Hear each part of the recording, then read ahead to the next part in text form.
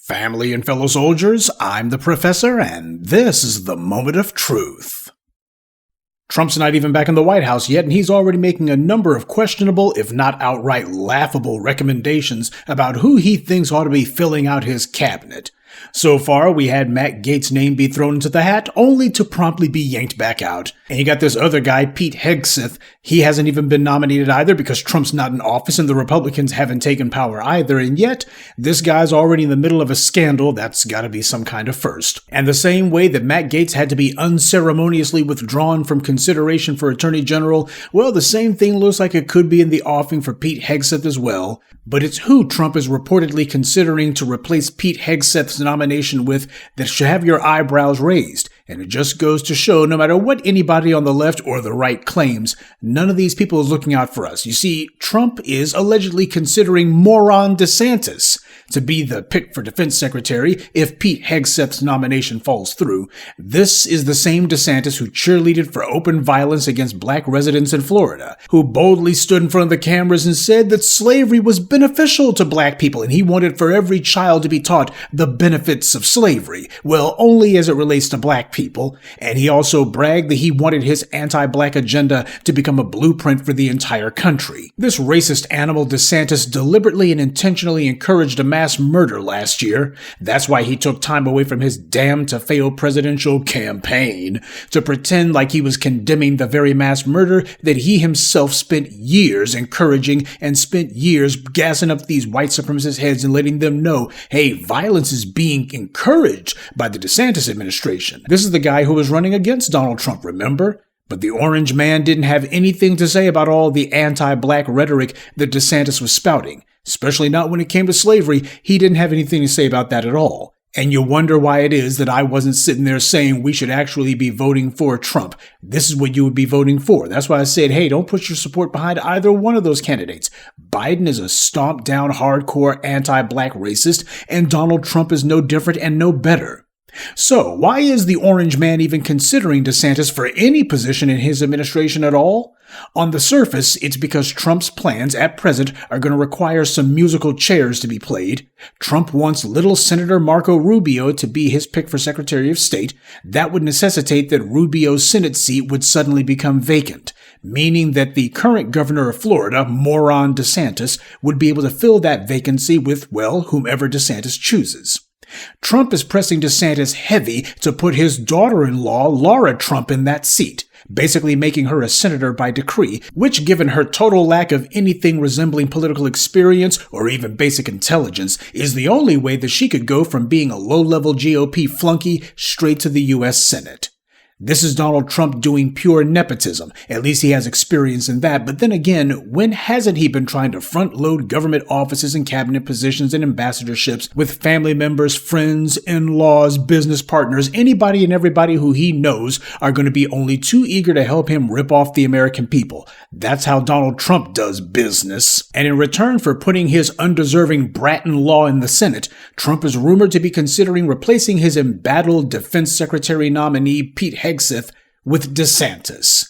Trump isn't exactly some great horse trader. Wheeling and dealing is not his strong suit, but this is the kind of simple-minded quid pro quo that the orange man does understand. Now, of course, absolutely nothing qualifies moron DeSantis to be defense secretary or even to be sweeping the floors at the Pentagon. The only thing that he actually has in terms of military experience is that he was briefly in the Navy, but even DeSantis doesn't talk about that very much. He spends most of his time talking about his legal experience and how he knows the law so well. Meanwhile, all of his asinine agitprop message legislation like the Stop Woke Act all got shot down by the courts in record time.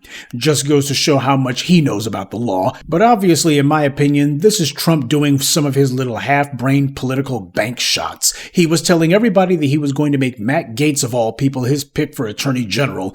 There's another clod who has a law degree but clearly hasn't put it to any use. That obviously, I think, was Trump trying to do some half-brained art-of-the-deal maneuver, where he gives himself some leverage by taking an extreme bargaining position which he knows from the jump that he's not actually going to stick to, but he does it so he can pretend to be making a concession for what it is that he really wants, all the while knowing that he was going to do this from the jump. That's part of his little art of the deal thing. If you're trying to give yourself some artificial leverage, just go ahead and take a position so extreme that your opponent feels like they got to do something to get you off that position. So they'll make a small concession to you when the reality is you didn't actually have the leverage to get it in the first place. It's a trick, but, sometimes it works depending on how gullible your opponent is. But putting Desantis on his team, that could blow up in Trump's face in all kinds of ways. Trump doesn't like anyone with ambition, because potentially they might have enough gumption to oppose him, especially if they think that there's something in it for them. Donald Trump likes weak, obedient toadies around him. Desantis was running against Trump, but not before he was sucking up to the orange man, right up until he realized that, wait a minute, Trump's going to try to run again for president in 2024. After that, Ron DeSantis was taking little sneak disses at Trump. He did everything he could not to openly oppose him, but to make it very clear that Republicans needed to go in a different direction. Remember, Ron DeSantis was supposed to be the big, great white hope of the never-Trumpers. That's the reason why you had all these little organizations who didn't like Trump, and they thought to themselves that DeSantis, with a lot of help from Fox News, could be positioned as an alternative for the MAGA right. DeSantis, however, is ambitious, but he's also notoriously incompetent, too. He was being backed and funded by never-Trumpers like Club for Growth. So why is Trump even looking in this idiot's direction? Well, the first reason probably is because Trump lives in Florida, which DeSantis is misruling into oblivion right now. And of course, Matt Gaetz is from down there too. He's trying to pick a bunch of local yokels, but he's not picking them based on their qualifications. He's doing it based on whether or not they're loyal to him, because as far as he's concerned, that means that they're least likely to stab him in the back. But in the meanwhile, he may think to himself that he's surrounding himself with a bunch of obedient flunkies, and they are by and large, but he's also surrounded himself with more zeros than Pearl Harbor. And in the process, Trump is putting on what everyone recognizes to be arguably his greatest psychological vulnerability: his overwhelming need to be liked, and his need to see his opponents grovel in front of him. He tends to become very accommodating of adversaries when he thinks he's got them on their knees.